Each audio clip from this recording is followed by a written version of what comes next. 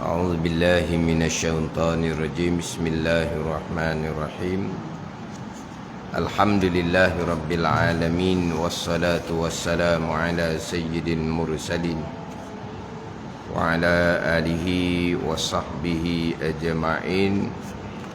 رب اشرح لي صدري ويسر لي أمري واحلل عقدة من لساني يفقه قولي. Subhanaka la ilma lana illa ma 'allamtana innaka antal alimul hakim. Wala haula wala quwwata illa billahil aliyyil azim. Kitab Hidayatus Sibyan, kitab Al-Misbahul Munir. Kitab Al-Misbahul Munir, muka surat 5, bab yang kelima daripada atas. Qala al-muallifu rahimahullahu ta'ala wa nafa'ana bi'ulumihi amin. Sabda Nabi sallallahu alaihi wasallam di dalam hadis yang sahih. Bersabda Nabi sallallahu alaihi wasallam, umirtu an uqatilan nasa hatta yashhadu an la ilaha illallah. Kemudian dalam kurungan tu al-hadis. Al-haditha jadi maf'ulun bih bagi fi'il yang mahzuf. Al-haditha ay tammimil hadis. Sempurna kalimu akan hadis. Jadi hadis tu panjang lagi. Hadis ni ada dalam hadis arba'in bagi Imam Nawawi rahimahullah. Di hujung hadis tu, umirtu an uqatilan nasa hatta yashhadu an la ilaha illallah wa anna muhammadar rasulullah wa yuqimus salah wa yu'tuz zakah wa yuqimus salah wa yu'tuz zakah fa iza fa'alu zalika asamu minni dima'ahum wa amwalahum illa bihaqqil islam wa hisabuhum 'ala Allah. Ini di penghujung hadis ni. Ini ada dalam kitab hadis arba'in bagi Imam Nawawi. Sabda Nabi sallallahu alaihi wasallam di dalam hadis yang sahih sebagai dalil mengucap dua kalimah syahadah wajib bagi orang yang bukan Islam yang nak masuk Islam. Orang yang bukan Islam nak masuk Islam wajib mengucap dua kalimah syahadah. Adapun umpama kita kebanyakannya adalah Islam yang kita taba'an li abawai. Islam kitanya adalah Islam menurut, dia panggil. Islam menurut ni dengan makna Islam yang kita pusakai daripada ibu bapa. Islam yang kita warisi daripada ibu bapa. Bukan Islam yang kita mengucap dua kalimah syahadah. Sebab itulah apabila mati kanak-kanak ni diuruskan jenazah sebagai orang Islam. Sebab kanak-kanak ni Islam. Kanak-kanak ni mengucap, bercakap pun tak pandai lagi. Islam macam mana? Islam mengikut, Islam menurut dipanggil. Taba'an li abawai. Mana turut ibu bapa. Bila ibu bapa Islam, maka anak tu automatik dihukumkan Islam, bukan dengan mengucap dua kalimah syahadah. Bukan kata mati selepas dilahirkan. Bukan kalau anak ni mati dalam perut ibu sekalipun, mati dalam kandungan 6 bulan ke atas, 6 bulan ke atas, walaupun ketika keluar tu senyap, tak ada bunyi apa-apa pun, makna mati dalam kandungan sekalipun, kalau 6 bulan ke atas, jenazahnya sebagaimana orang Islam dewasa, wajib ditajhizkan dengan mandi, kapang, sembahyang serta ke bumi di perkuburan orang Islam sebagaimana orang Islam dewasa. Jadi hak mati dalam kandungan ibu ni Islam juga. Islam menurut dipanggil taba'an li abawah, Islam yang dipusakai, diwarisi dari ibu bapa. Dia anak orang Islam ni dia membesar walaupun tidak pernah mengucap 2 kalimah syahadah, sehingga kan ada yang tidak pernah mengucap 2 kalimah syahadah ni semayangnya tidaklah. Orang semayang pasti ada dalam tasyahud tu kan, asyhadu an la ilaha illallah wa asyhadu anna muhammadar rasulullah, dalam tasyahud awal dan tasyahud akhir. Bila tak pernah mengucap, mana semayang pun tak pernah. Dan ada sampai ke suruh mengucap pun tak pandai. Orang ni tetap dihukumkan sebagai orang Islam. Islam apa? Dia mengucap tak pandai. Islam warisi pusakai daripada ibu bapa. Islam automatik. Walaupun dia tak pandai mengucap sekalipun, dia adalah orang Islam. Boleh berkahwin dengan dia, mati harta pusaka mempusakai, mati jenazahnya dimandikan, dikapankan, disembahyangkan dan dikebumikan di perkuburan orang Islam. Walaupun kita kata kok tak pandai mengucap sekalipun, pandai ni. Sebab apa? Islam dia bukan daripada mengucap. Islam daripada mengucap ni, ni orang yang bukan Islam nak masuk Islam, dia kena mengucap 2 kalimah syahadah. Ni datang dalil ni. Sebab dalam kitab ni menyatakan bahawa nak Islam seseorang adalah dengan menyebut dengan lidahnya akan 2 kalimah syahadah. Tetapi orang yang sudah Islam dari ibu bapa, tidak wajib lagi mereka itu menyebut, mengucap 2 kalimah syahadah, sebab kerana memadai Islam tu dengan menurut jua. Jadi hak bukan Islam nak masuk Islam, dia wajib kena ucap 2 kalimah syahadah. Dalilnya mana? Sabda Nabi sallallahu alaihi wasallam di dalam hadis yang sahih. Bersabda Nabi sallallahu alaihi wasallam, umirtu an uqatilan nasa hatta yashhadu an la ilaha illallah. Al hadisa ay tammimil hadis, sempurna oleh kamu akan hadis. Hadis tu panjang. Dia gini, biasanya ayat Al-Quran didatangkan separuh ayat, kemudian didatangkan al-ayata, al-ayah, dia datang gitu. Sekarang ayat Al-Quran didatangkan separuh saja, tidak didatangkan lengkap satu ayat. Datangkan separuh, dia pun datang al-ayah. Alif lam alif ya ta marbutah, al-ayah. Apa benda tu? Itu dipanggil maf'ulun bih bagi fa'il yang mahzuf. Al-ayah ay iqra'il ayah, baca lima akan ayat. Panjang lagi ayat tu, tapi didatangkan hanya separuh saja. Kemudian di penghujung tu dia kata al-ayah. Kalau bukan ayat Al-Quran, kalau bukan hadis Nabi, didatangkan alif lam kha ilah. Alif lam kha, mana apa tu? Ila akhirih. Tu alif lam kha, mana ilah, ila akhirih, maknanya didatangkan separuh ibarat kitab, susunan kitab. Lepas tu disuruh tengok sini dalam kitab lain. Tengok dalam kitab adalah mana sambungan dia tu. Dia pun datang alif lam kha ilah, mana ila akhirih. Kalau Al-Quran al-ayata, mana apa ni? Sudah ayat. Ni al-hadisa, mana apa ni? Sempurna dia kamu akan hadis. Tapi kita nak ambil mana ni hadis ni? Sebab dia hadis ni masyhur. Masyhurnya macam mana? Dalam hadis 40. Dalam hadis 40. Kita hadis 40 tak pernah belajar tau. Hadis 40 Imam Nawawi tu lah. Hadis oleh Imam Nawawi tu. Orang duk pondok biasa dia ngapah hadis 40 ni.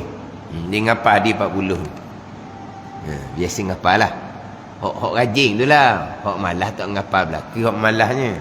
Tapi biar di antaranya biasa orang akan hafaz di 40 ni. Jadi di hujung hadis tidak didatangkan. Sebab di hadis ni hadis yang biasa dah. Di hujung hadisnya wa anna Muhammadar Rasulullah wa yuqimus salah wa yu'tuz zakah fa iza fa'alu zalika asamu minni dima'ahum wa amwalahum illa bihaqqil Islam wa hisabuhum 'ala Allah. Terjemahan dia artinya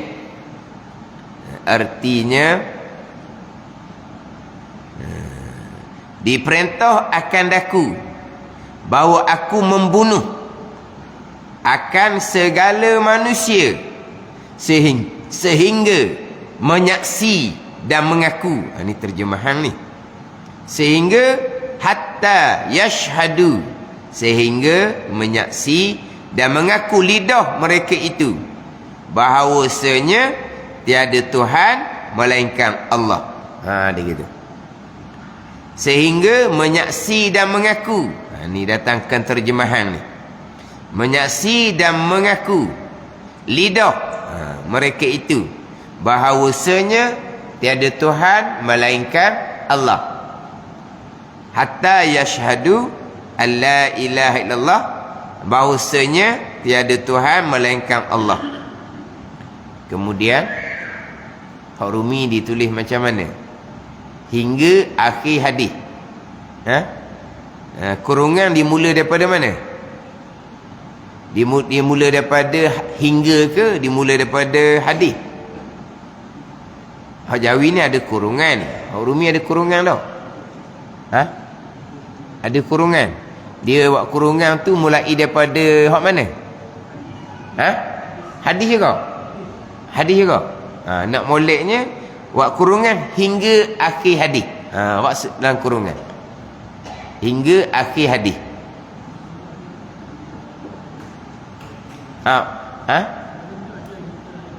Betul?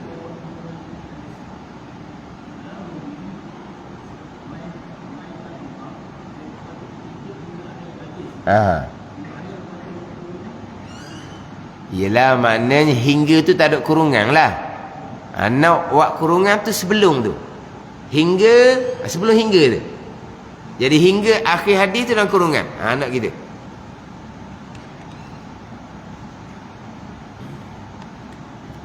Jadi hatta yashhadu alla ilaha illallah, sehingga menyaksi dan mengaku lidah mereka itu segala manusia, bahawanya tidak ada Tuhan melainkan Allah.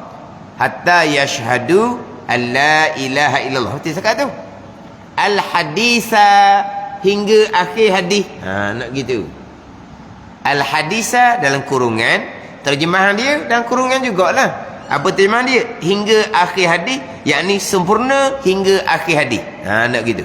Dalam kurungan.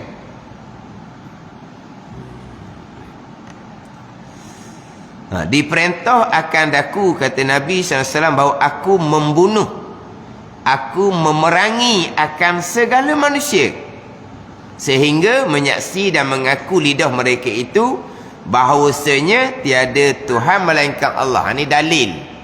Orang kafir dia kena mengucap dua kalimah syahadah. Kalau tidak akan diperangi oleh Nabi SAW. Hadis ni selepas daripada hijrah ke Madinah. Hadis ni selepas dia hijrah ke Madinah.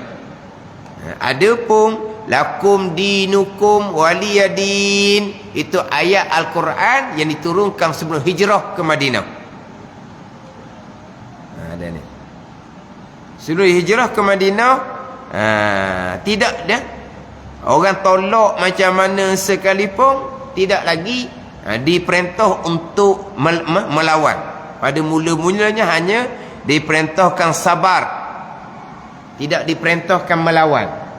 Selepas hijrah ke Madinah barulah turun ayat untuk memerangi orang kafir. Jadi ayat lakum dinukum waliyadin tu waktu sebelum daripada hijrah ke Madinah. Sebelum turun ayat memerangi orang kafir. Sebelum turun ayat memerangi orang kafir, yang mana ketika Nabi SAW tu ditentang ditolak oleh orang kafir Mekah. Nabi hanya diperintahkan bersabar sahaja. Pada ni. Dan sahabat begitu juga, hanya diperintahkan bersabar sahaja. Pada. Dia boleh hijrah ke Madinah barulah diperintah untuk memerangi. Turun ayat qital, ayat Al-Quran memerintah memerangi. Sebab itulah pada masa di Mekah kan, macam-macam orang kafir Mekah lakukan pada Nabi sallallahu alaihi wasallam, tetapi hanya Nabi diperintahkan bersabar, sahabat-sahabat Nabi pun diperintahkan bersabar. Hak kisah Nabi sallallahu alaihi wasallam diletak perut unta, tahi unta di belakang Nabi sallallahu alaihi wasallam. Sahabat melihat Nabi diperintahkan sabar, sahabat pun diperintahkan sabar. Hak Fatimah radhiyallahu anha yang dibuang. Pandai ni. Tapi Nabi dan para sahabat yang lain diperintahkan sabar. Sebab itulah sahabat yang lain pun sabar saja, tidak melawan. Pandai ni. Tiba-tiba ada orang ceramah. Ada orang ceramah. Ni kira ceramah jahil lah ni. Tapi bukan ceramah di wakaf ni. Di Masjid Surau jugalah. Tapi jahil lah. Pada masa sebelum hijrah ke Madinah. Maknanya iman sahabat belum lagi kuat. Sebab itulah sahabat tengok Nabi sampai kau kafir letak perut unta, tahi unta di belakang, sahabat berdiam diri. Sebab apa? Sebab iman tak kuat lagi, dia kata. Sebab belum ada lagi usaha agama. Selepas hijrah ke Madinah baru ada usaha agama, barulah iman kuat, barulah sahabat melawan. Dia letak gitu. Tak ada usaha agama lagi di Mekah. Hak Nabi menyampaikan agama 13 tahun tu, tak ada usaha agama lagi di Mekah.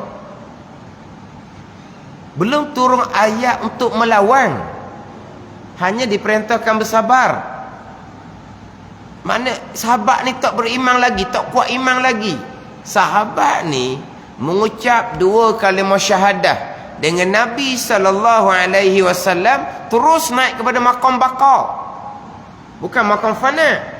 Maqam fana tu permulaan maqam aulia. Para sahabat naik pada maqam baqa. Hati mereka sentiasa bersama dengan Allah Subhanahu wa taala. Tak ada bicara iman tak kuat lagi lah iman. Jangan gitu. Tapi kenapa sahabat melihat Nabi diperlakukan seumpama tu, sahabat tidak ada keberanian untuk bertindak, tidak diperintahkan. Ada ni. Tidak diperintahkan. Bukan kata sahabat tak ada iman. Sebab apa tak ada usaha agama lagi? Di Madinah barulah iman sahabat kuat, sebab ada usaha agama, barulah melawan. Jahil begitu. Kalau di Mekah iman sahabat tak beriman lagi lah, tak kuat iman lagi, macam mana dengan Bilal ketika diseksa? Faham tak ni? Hak sahabat-sahabat yang diseksa, orang tak bicara dah buat iman. Imam sahabat radhiyallahu anhum ni. Jadi imam tak beriman lagi sebab tak ada usaha agama, duduk Madinah barulah beriman. Baru kerana tu ada usaha agama baru kuat iman, dia kata. Bukan gitu. Sebab tidak diperintahkan untuk melawan, untuk memerangi. Hanya diperintahkan bersabar jua. Bukan sahabat yang melihat Nabi diperlakukan seumpama tu, sahabat tidak bertindak sebab sahabat tidak mengasihi Nabi sallallahu alaihi wasallam. Sahabat tidak benar-benar beriman, tidak diperintahkan oleh Allah. Hanya diperintahkan supaya bersabar. Dan sahabat macam bila diseksa, kenapa sahabat ramai-ramai tu berdiam diri? Penakut, tak ada iman. Bukan, tidak diperintahkan oleh Allah.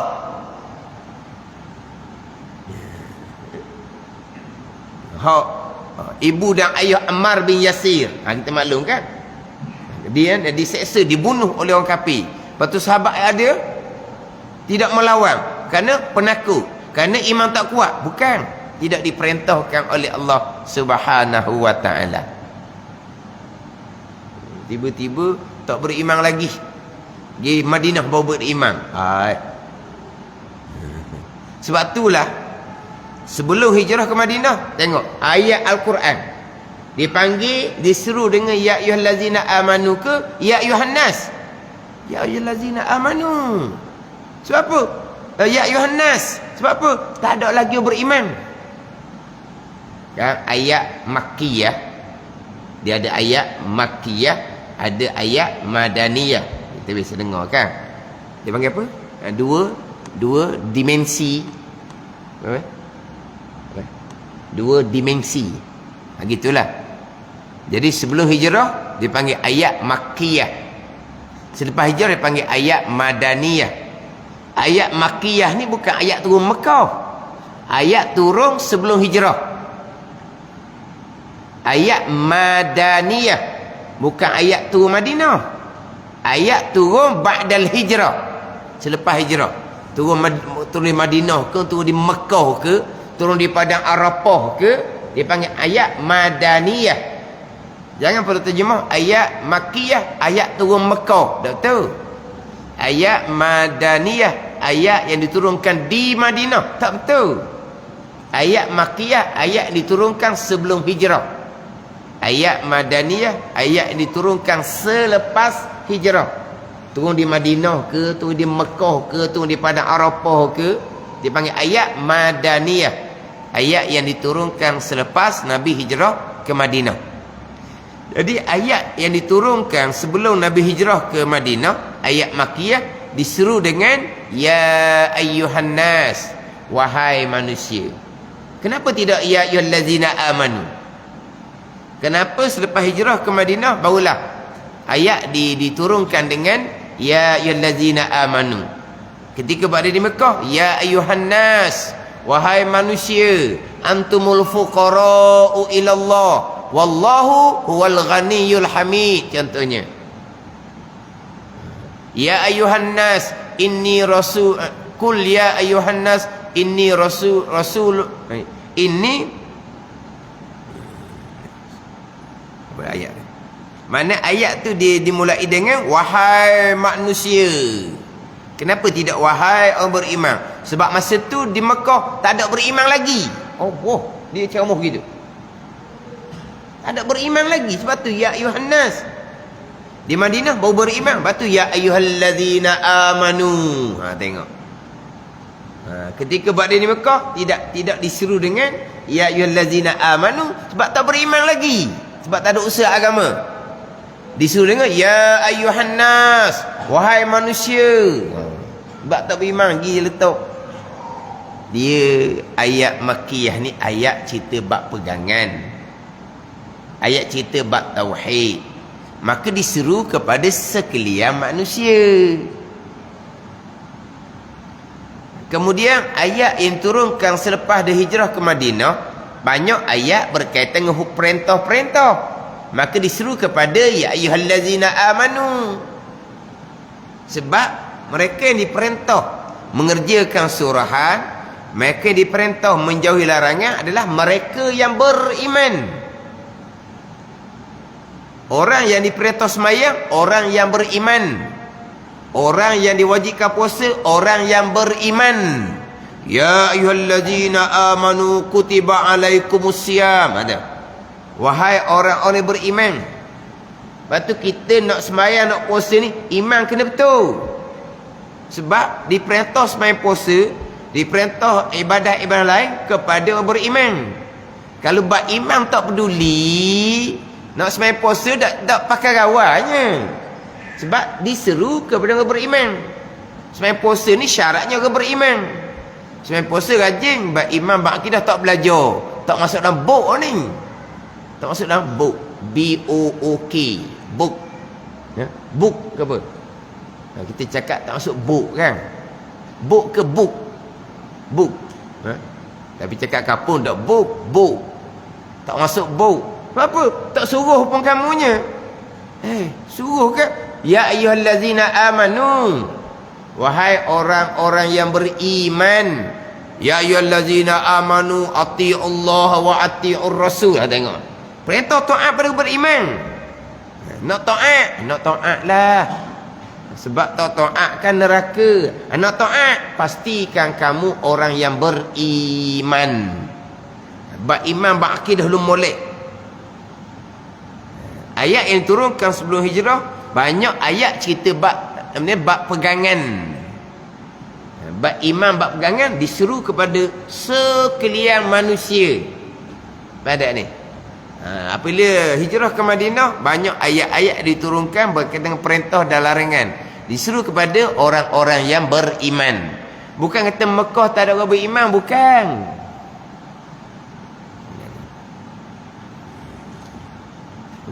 Tak ada orang beriman. Sebab itulah Nabi diperbuat macam mana pun berdiam diri je. Tu Nabi diletak perut unta di belakang. Hak Bilal diseksa. Hak ibu mak dan ayah Ammar bin Yasir dibunuh. Macam mana sahabat yang lain? Berdiam diri. Tapi bukan masalah sahabat berdiam diri ni. Nabi SAW macam mana? Nabi diletak perut unta di belakang. Sahabat tidak melawan. Sahabat berdiam diri. Diceramahkan sebagai tak beriman lagi. Tu hanya dia letak benda yang kotor, benda yang najis. Sahabat diseksa. Bilal diseksa. Ibu dan ayah Ammar bin Yasir dibunuh. Bukan sahabat. Di mana Nabi SAW? Di mana Nabi SAW? Kenapa Nabi tidak mempertahankan sahabat Nabi SAW? Kenapa Nabi tak ada iman juga? Tidak diperintah oleh Allah Subhanahu wa taala, diperintah sabar. Ada ni. Dah nak banding tak dicerita itulah. Tak ada iman lagi di Mekah. Di Madinah baru ada iman. Tu dia cerita hak Nabi terletak perut unta, tai unta di belakang. Sahabat tidak berani bertindak. Sebab sahabat tak ada iman lagi. Sebab tidak ada usaha agama lagi. Di Madinah baru ada usaha agama. Diceramah seumpama di masjid. Kejut dengar. Lepas tu dia pun regu dengan ayat. Tengok. Masa duduk Mekah, ada tak ya ayyuhallazina amanu? Tak ada. Ya ayyuhannas. Sebab apa? Tak ada orang beriman lagi. Dia ceramah gitu. Allah kata berat.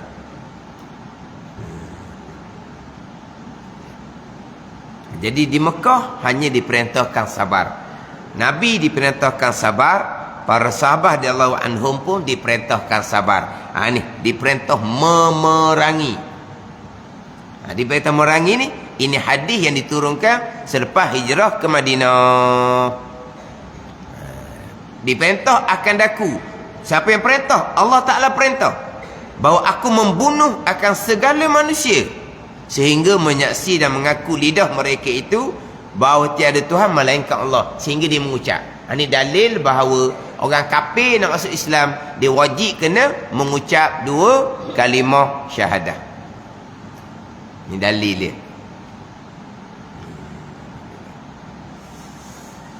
Dalam hadis ni hatta yashhadu, sehingga menyaksi mereka itu.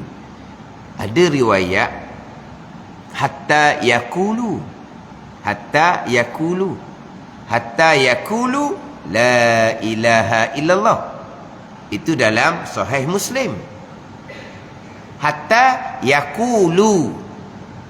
Dalam hadis ni hatta yashhadu alla ilaha illallah. Dalam hadis Muslim hatta yaqulu la ilaha illallah. Apabila hatta yashhadu, sehingga menyaksi mereka itu akan bahawasanya tiada Tuhan melainkan Allah. Jadi mazhab Syafi'i, orang kafir nak masuk Islam wajib kena kata asyhadu. Kalau kata la ilaha illallah, tak memadai, tak jadi Islam. Mazhab Syafi'i, orang kafir nak masuk Islam, dia kena mulai dengan asyhadu alla ilaha illallah. Kalau la ilaha illallah Muhammadur Rasulullah, tak memadai. Ni di mazhab Syafi'i kita. Sebab apa dalam hadis ni hatta yashhadu alla ilaha illallah, sehingga menyaksi mereka itu. Tu. Dalam hadis Muslim, hatta yaqulu la ilaha illallah, sehingga berkata mereka itu. Apa kata mereka itu? La ilaha illallah Muhammadur Rasulullah. Sebab tu mazhab Maliki memada dengan la ilaha illallah Muhammadur Rasulullah, tak syarat asyhadu. Dia gitu. Sebab tu kena, yelah, kadang-kadang orang kafir nak masuk Islam ni, nampak dia payah sikit lidah nak sebut asyhadu lah. Asyhadu tu main duk syadu tak jadi dia. Payah. La ilaha illallah nampak lacau. Dia asyhadu tu disakau. Lepas tu macam mana? Kita tak payah nak tekan dia. Biarlah takak dia boleh. La ilaha illallah. Biar. Muhammadur Rasulullah. Lepas dia lega molek dah, kita ajar pula asyhadu. Jangan duk tekan gitu. Dia pun Islam ni mula-mula nak asyhadu payah dah, dia kata. Takut dia jadi balik hati kan, tak jadi kan. Mana buat ringan lah. Asyhadu nampak payah. La ilaha illallah Muhammadur Rasulullah. Dah. Asyhadu. Alhamdulillah, orang Islam pun kadang-kadang asyhadu pun tak betul. Orang Islam pun kadang-kadang asyhadu tak betul. Dia bawa balik Mekah. Semangat balik Mekah ni, awal-awal pergi surah. Bang balik Mekah kan, haji kan. Bang. Kaju orang kampung. Siapa bang pelik? Syadu. Syadu. Tak ada asyhadu ke? Syadu an la ilaha illallah, maknanya kejut orang kampung. Siapa ni tak pernah dengar lagi suara. Kemudian dia punya bang tu memang tak betul sangat lah. Orang duk tanya, kena-kena bawa balik Mekah ayah haji. Lepas orang pakai kata, hilang surah, tak kira surah, ngajuk. Dah, orang pakat. Dia sibuk ni, siapa ni? Oleh ni, ada syadu ni. Ayah haji bawa balik Mekah. Apa berlaku ni? Laku sungguh ni. Kalau dalam bang syadu, bang tu tak jadilah. Bang salah, tak sah bang tu, kita tak sunat jawab pun. Mana ni? Tak apalah bang tu. Lepas tu tasyuk akhir dia macam mana? Tasyuk akhir. Hak rukun kauli tu macam mana? Syadu gitu lah. Tak apalah bang tu. Bang tu maknanya tak jadi bang semula lah. Hak semayang dia. Tasyuk akhir dia macam mana? Sebab tasyuk akhir macam Fatihah. Rukun kauli. Bila rukun kauli, wajib jaga huruf, wajib jaga tasydid, wajib jaga makhraj dia, kena sebut molek. Sebab itu rukun bacaan. Macam mana tasyahud? Kalau bang tu syadu. Jadi orang Islam pusakai pun tak pandai sebut asyhadu. Ni orang nak kafir nak masuk Islam ni. Kita nak suruh dia asyhadu. Tengoklah. Kalau dia mudah, kita asyhadu. Kalau dia payah, la ilaha illallah Muhammadur Rasul. Ini faedah khilaf ulama. Ni pada ni. Tapi kalau mazhab Syafi'i memang wajib kena asyhadu an la ilaha illallah wa asyhadu anna Muhammadar Rasulullah. La ilaha illallah saja tidak memada. Itu mazhab Syafi'i kita. Mazhab Maliki memada dengan la ilaha illallah. Ini hak nak masuk Islam lah. Ada pun orang Islam dah, hak dekat nak mati tu dak payah lah. Asyhadu an la ilaha illallah wa asyhadu anna Muhammadar Rasulullah. Orang Islam nak mati tu, disuruh mengucap dua kalimah syahadah. Dia mengucap ni apa sebenarnya? La ilaha illallah ke asyhadu an la ilaha illallah? Dia panggil mengucap. La ilaha illallah ke asyhadu? Orang nak mati kan, kita kata ajar ngucap. Ngucap tu apa? Dia hanya la ilaha illallah.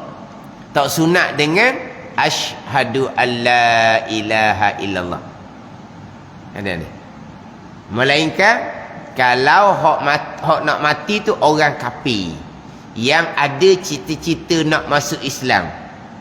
Tapi dia nak masuk Islam tu dia tunda. Sebab apa?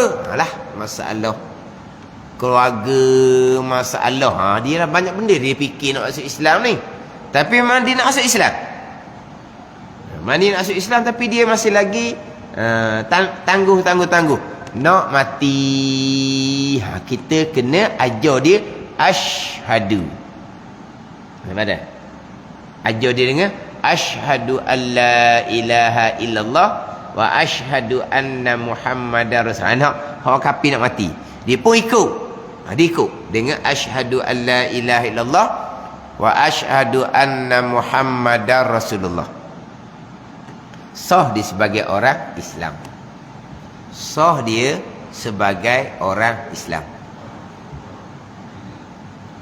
Persoalannya, ketika dia mengucap dua kalimah syahadah, ketika nak mati hanya ada seorang saksi sahaja. Hanya ada seorang saksi. Diterima ataupun tidak? Dalam bab keislaman dia, dengan satu saksi diterima.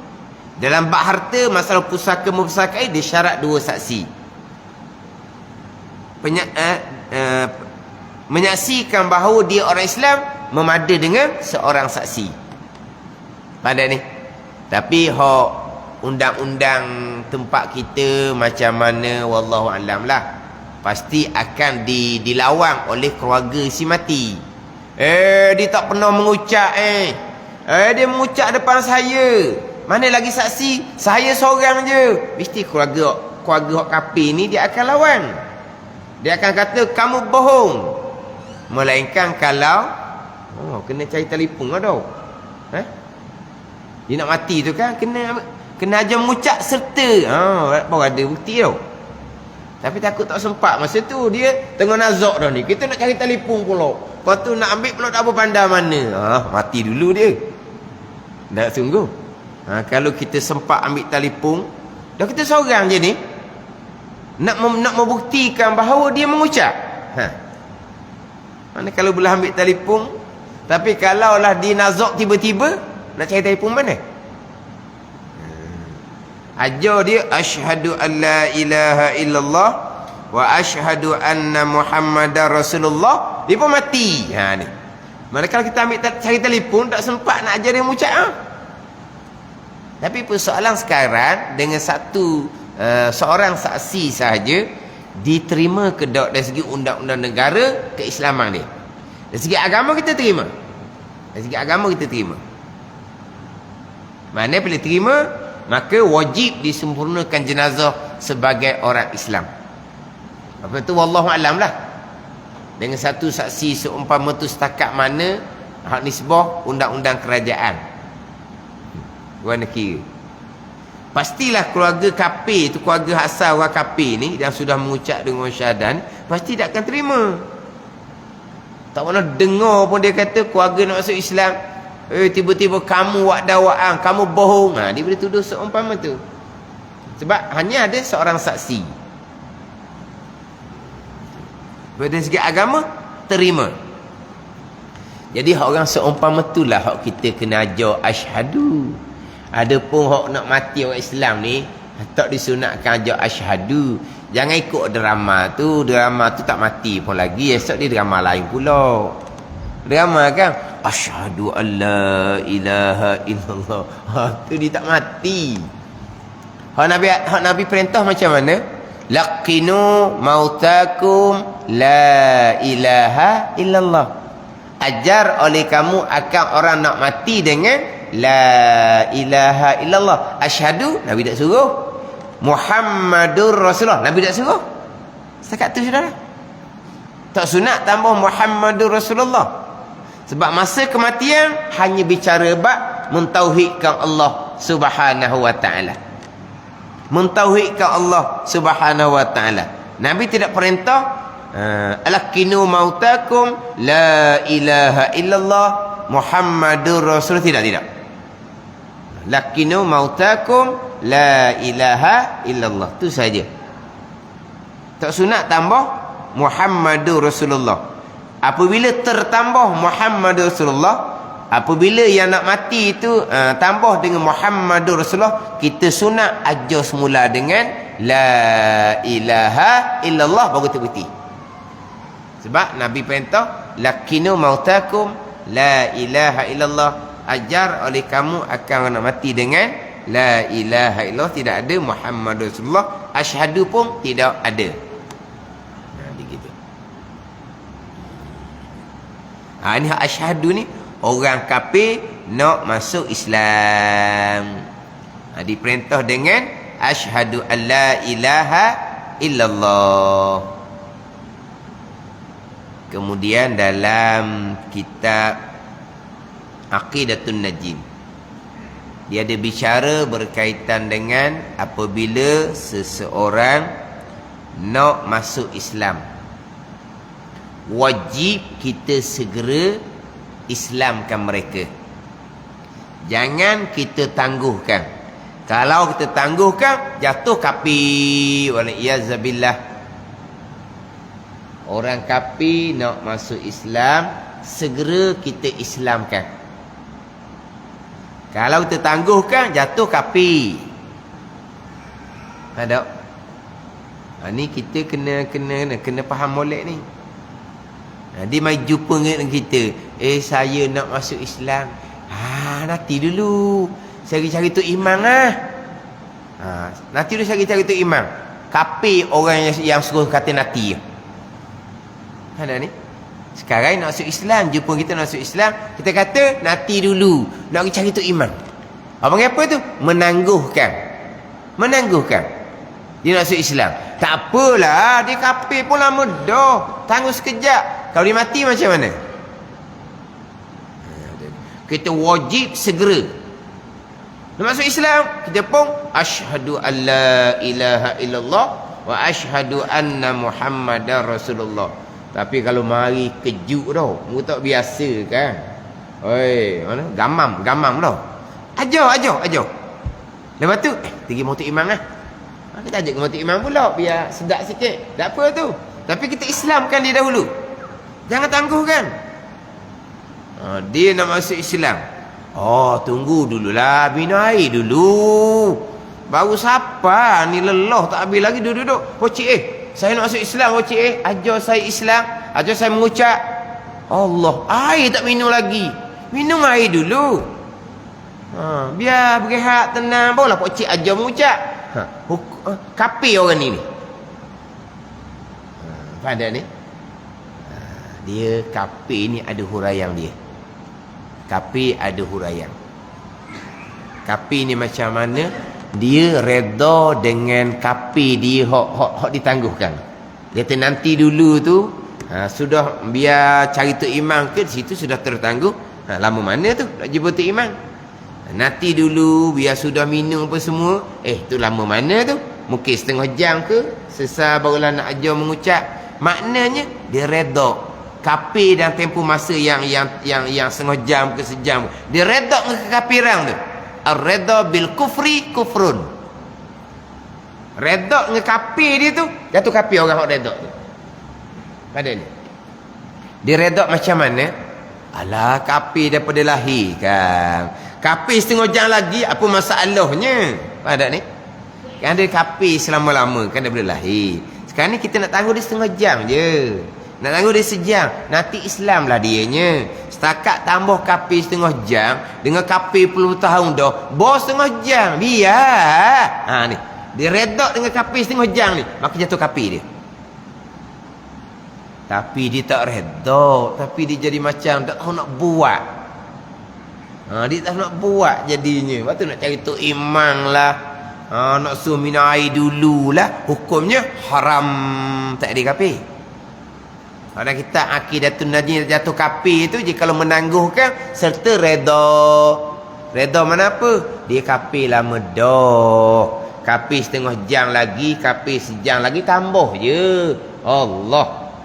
Jangan duduk kelang kabut sangat kau, biar dia kapir setengah jam lagi. Dia redha dengan kapir walaupun hanya setengah jam, jatuh kapir dia. Redha bil kufri kufrun.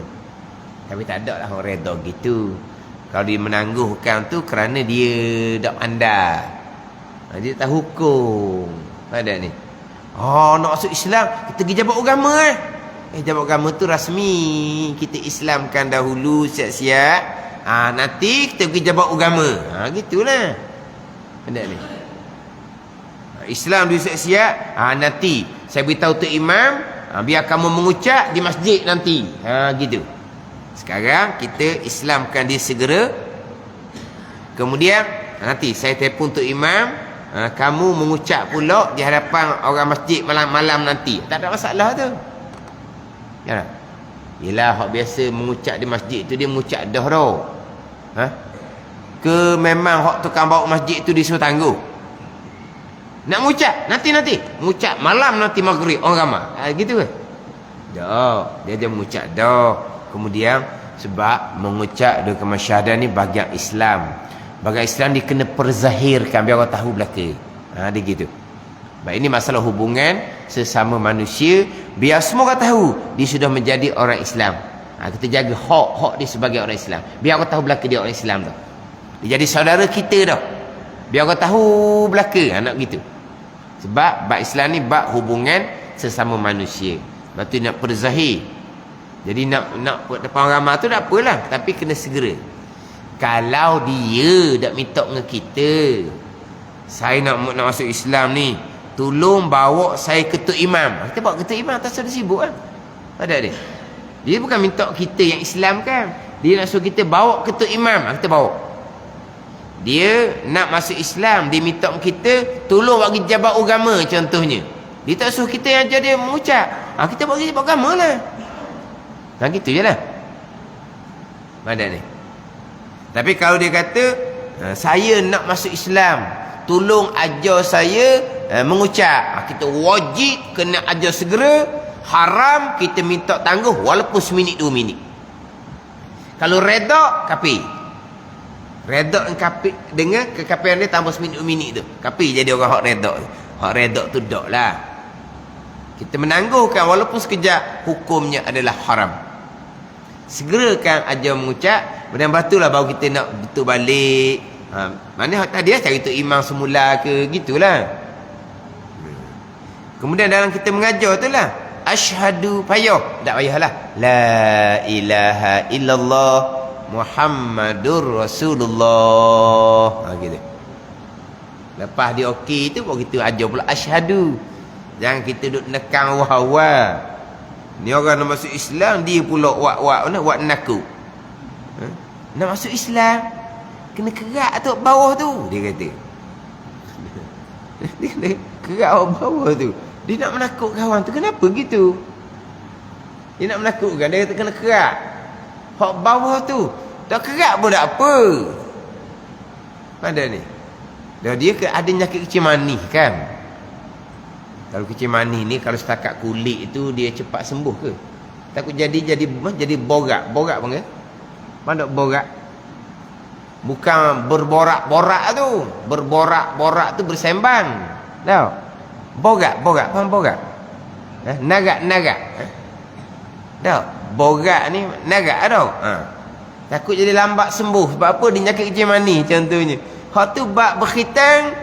Mazhab Syafi'i, Hambali, lelaki wajib berkhitan. Mazhab Hanafi, Maliki, lelaki hanya sunat saja berkhitan. Rasa sebut berkhitan tu, biar dia masuk Islam dulu. Nak berkhitan ke tidak? Tambah berkhitan. Mazhab Maliki, Hanafi, okey je, tak ada masalah. Ni orang masuk Islam. Nak masuk Islam. Tu kena kerak. Bawah tu kena kerak. Maknanya, menakutkan orang nak masuk Islam. Jangan, memudahkan. Ni kalau kata kalau asyhadu payah, tinggal asyhadu. Terus kepada la ilaha illallah. Walaupun mazhab Syafi'i wajib dimulai dengan asyhadu alla ilaha illallah wa asyhadu anna Muhammadar Rasulullah. Ini hak sambungan rukun Islam yang pertama. mengucap dua kalimah syahadah yang ia menjadi tunjang asas kepada Islam tu sendiri, yang mana kita sudah berulang kali menekan berkaitan dengan pengertian dua kalimah syahadah. Pengertian dua kalimah syahadah pergi kepada kita menerima bulat-bulat segala ketetapan Allah Subhanahu wa ta'ala tanpa kira bicara. Segala ketetapan Allah Subhanahu wa ta'ala, ibadah ke, muamalah ke, munakahat ke, janayat ke, terima bulat-bulat. Sebab apa? Sebab penyaksian kita bahawa tiada Tuhan melainkan Allah Subhanahu wa ta'ala. Bila Allah jiwa Tuhan, kita sebagai orang Islam akan akur, terima, patuh bulat-bulat akan segala hukum hakam Allah Subhanahu wa ta'ala. Allah tak berfirman, wa ma kana lil mu'minin wala mu'minatin iza qadallahu wa rasuluhu amran ay yakuna lahumul khiyaratu min amrihim. Tidak adalah bagi orang Islam, orang mukmin lelaki dan orang mukmin perempuan, apabila telah menetap menghukum oleh Allah Rasul akan satu-satu perkara, bahawa ada bagi mereka itu pilihan daripada pekerjaan mereka itu. Tak ada pilihan. Bila Allah menetapkan satu-satu perkara, kena terima bulat-bulat. Sebab apa? Sebab syahadah kita yang pertama, asyhadu an la ilaha illallah, penyaksian Allah Ta'ala jiwa Tuhan. Dan syahadah yang kedua, Nabi Muhammad adalah utusan Allah Subhanahu wa ta'ala. Kena faham molek pengertian rukun Islam pertama, iaitu rukun syahadah, yang mana orang kafir nak masuk Islam tak ada ucapan yang lain, tak ada bacaan yang lain, melainkan ni mengucap dua kalimah syahadah. Kemudian hadis itu panjang laginya, wa anna Muhammadar Rasulullah, sehingga menyaksi mereka itu bahawa tiada Tuhan melainkan Allah dan Nabi Muhammad utusan Allah Subhanahu wa ta'ala, wa yuqimus salah, dan mendiri oleh mereka itu, oleh manusia, akan sembahyang, wa yu'tuz zakah, dan menunai mereka itu manusia akan zakat. Sembahyang lepas tu zakat. Sebab tu kebanyakan ulama lepas daripada sembahyang yang paling afdal adalah zakat. Sebab ada ulama menyatakan lepas daripada sembahyang puasa, ada ulama menyatakan lepas daripada sembahyang haji, tapi kebanyakan ulamanya lepas daripada sembahyang zakat. Lepas daripada sembahyang zakat hak lebih afdal. Lepas tu baru pergi kepada puasa, barulah pergi kepada haji. Tapi ada setengah pandang kata dah tak, puasalah, sebab puasa tu Nabi Allah Ta'ala sendiri yang akan beri pahala besar, pahala puasa ni. Ada menyatakan dah haji yang paling lebih lepas ada semayang lah. Semayang nombor satu tu tak ada khilaf tu, lepas ada semayang. Ada mengatakan haji. Sebab apa? Sebab zakat harta semata-mata. Puasa diri kita semata-mata. Adapun haji dua. Nak pergi Mekah, harta. Nak pergi Mekah, kena sihat. Ada ni. Kalau zakat, harta semata-mata. Kalau puasa, tenaga semata-mata. Tapi kalau haji, harta dan tenaga. Sebab itulah bab haji ni Nabi kait dengan manis tata'a ilaihi sabila. Manis tata'a ilaihi sabila, bagi orang yang kuasa. Walha, puasa pun bagi orang kuasa, bukan haji je. Kalau puasa orang tak kuasa, orang tua, orang sakit berat, tak ada puasanya, wajib fidyah je. Kenapa hanya haji saja manis tata'a ilaihi sabila, orang yang kuasa? Sebab haji dia berkait dengan wang, dengan duit, dengan harta benda, dan berkait dengan tenaga. Sebab tu setengah orang mengatakan haji yang lebih afdal lepas dia semayang. Tapi ni tak ni, lepas dia semayang wa yu'tuz zakah, dan mereka yang menunaikan zakat. Sebab apa zakat lebih afdal? Sebab zakat ni beri manfaat umum. Sembahyang manfaat diri, zakat manfaat umum. Ada ni. Adapun puasa manfaat diri, adapun haji manfaat diri. Sembahyang manfaat diri, puasa manfaat diri, haji manfaat diri. Adapun zakat manfaat umum.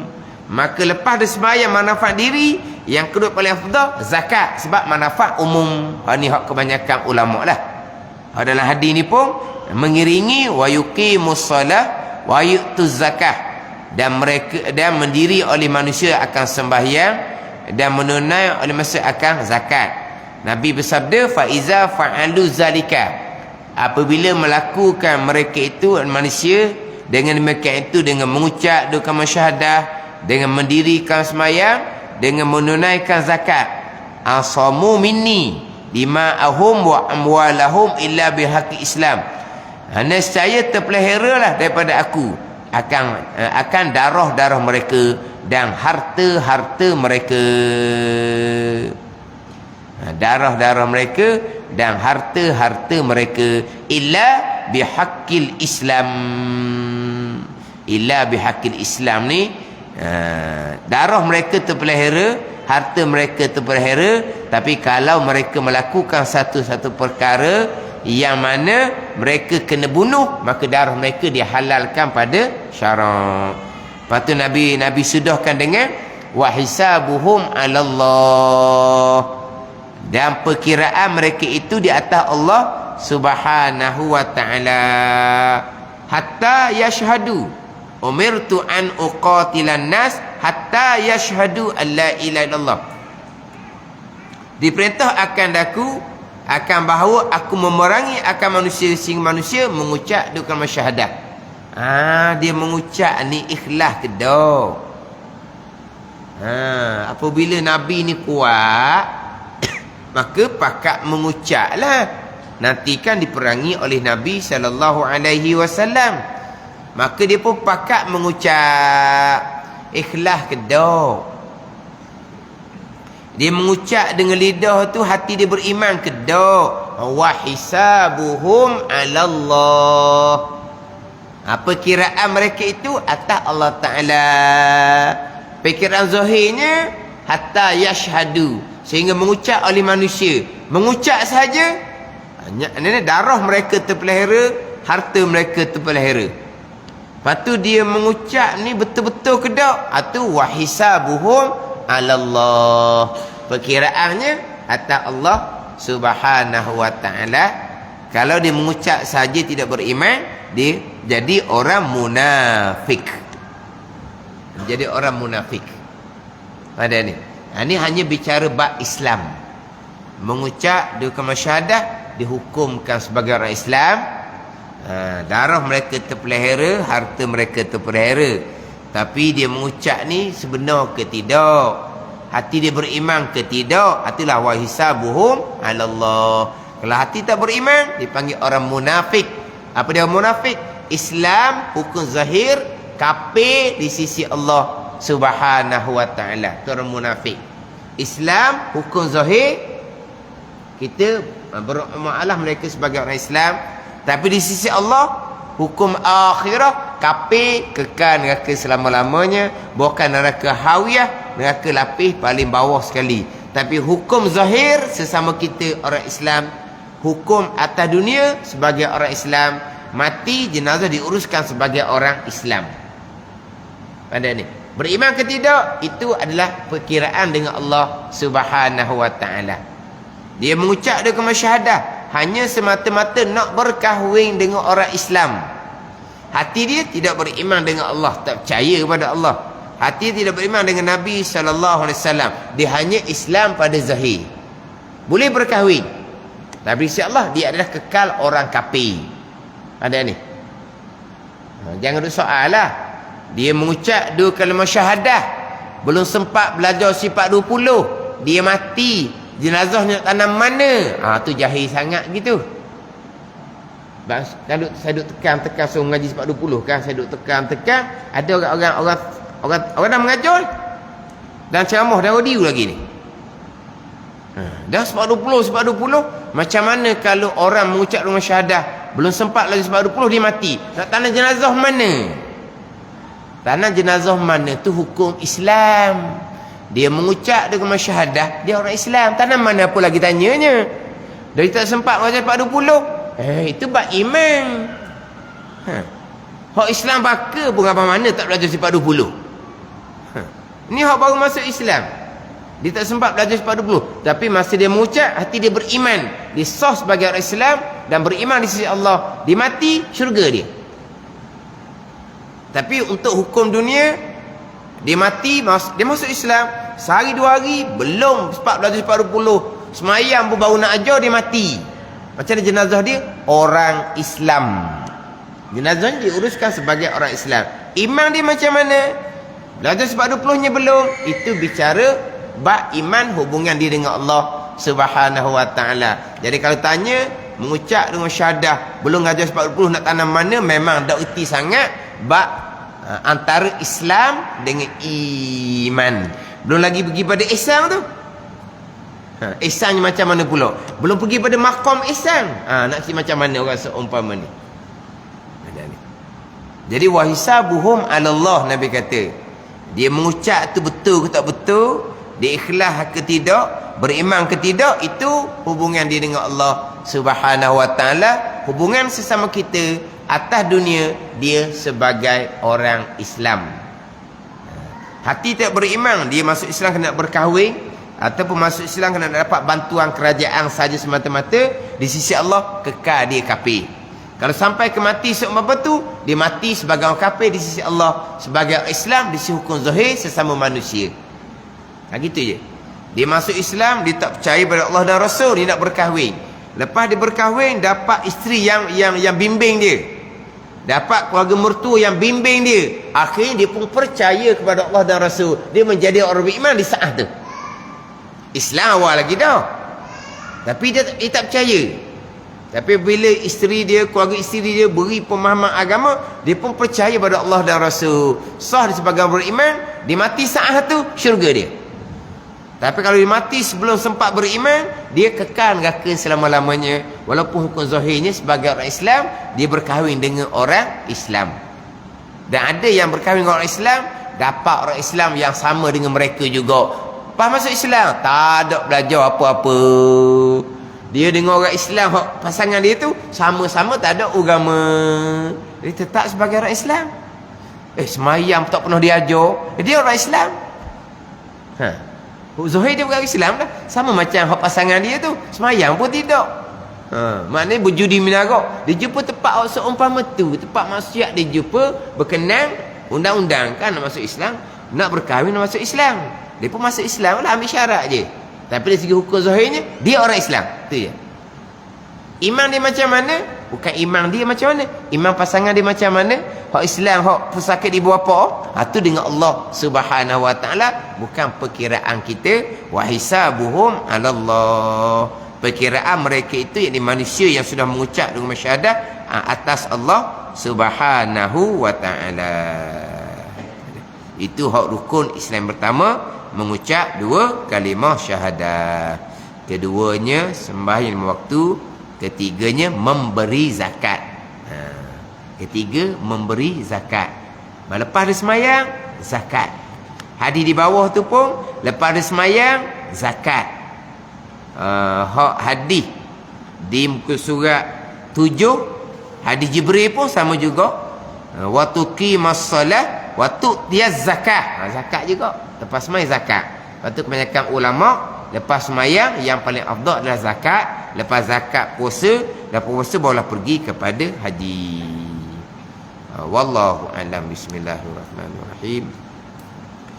Alhamdulillahirabbil alamin, wassalatu wassalamu ala sayyidil mursalin wa ala alihi wa sahbihi ajma'in. Allahumma iftah alaina futuhal arifin. Allahumma alina ilma akadamin, wa fahimna famasabikin, warzuqna ruqat talibin. Allahumma zidna ilma wa alhiqna bis salihin. Wa sallallahu ala sayyidina Muhammad wa ala alihi wa sahbihi wa sallam. Walhamdulillah.